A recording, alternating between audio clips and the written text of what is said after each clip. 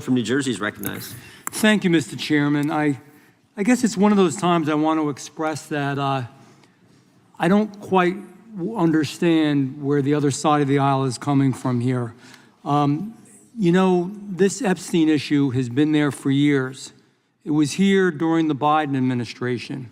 It was here when just about all the members who spoke today were here. And yet not a word, virtually not a peep. We're going to have the opportunity to speak to the very pertinent players in this. The Oversight Committee is doing good work now as we speak.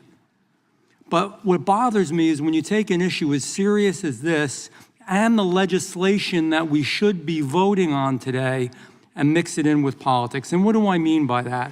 My good friend, Mr. Raskin, who I deeply respect, but he didn't talk about any of this with Epstein until a few months ago. Would the gentleman yield? No, I will not. I'm going to finish. His main account didn't even mention the Epstein files once until June 5th of this year, this very year. Mr. Goldman didn't mention it really in his files until May 12th. Mr. Moskowitz, to the best of our knowledge, has never really mentioned it until recent time. I hear the moral righteousness, the righteous indignation, the supposed moral clarity. Where was it then?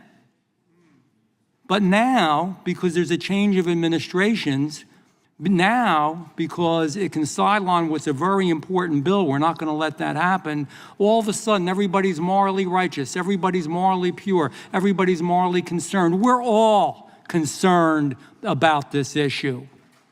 Right or left, Republican or Democrat, we are, but when it is used as a political tool, it is shameful to those young people who suffered. It is shameful to this institution. We have work here to do.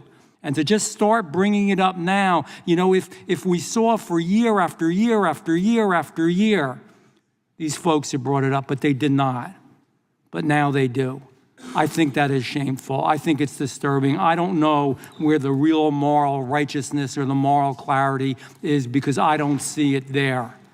So, Mr. Chairman, for one, as just one member of this committee, would suggest that we move forward and make sure that this good legislation that's been sponsored by Mr. Fry moves through, that unaccompanied alien children under 12 years and older, that we protect them and take care of them, because we can do that now.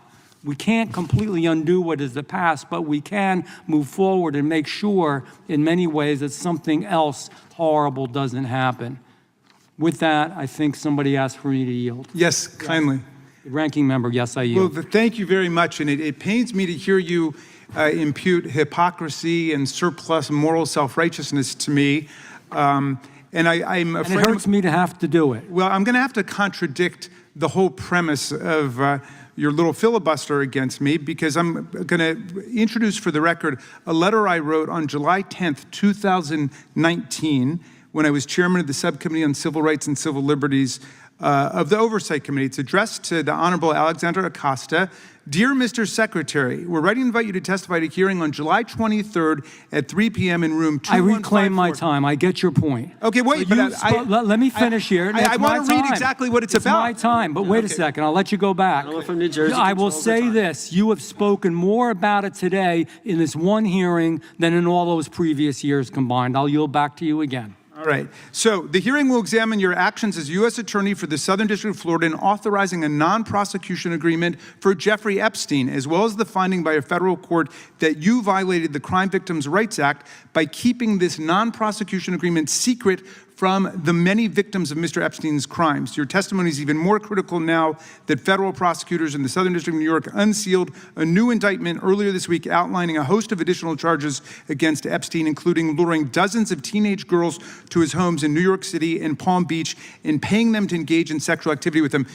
My friend, Mr. Van Drew, I was railing about this. You may have forgotten because that was during the Democratic period of your career when you were on our side of the aisle. And you've blocked it out now. I know, okay? Thank God. But you may have blocked it out, but I didn't. I reclaim my time. I reclaim my time. Gentleman from New Jersey. Thank God I did change, and this is just a good example of that. Well, you have political amnesia. It's my time. I still have many friends on the other side of the aisle, but here's the point.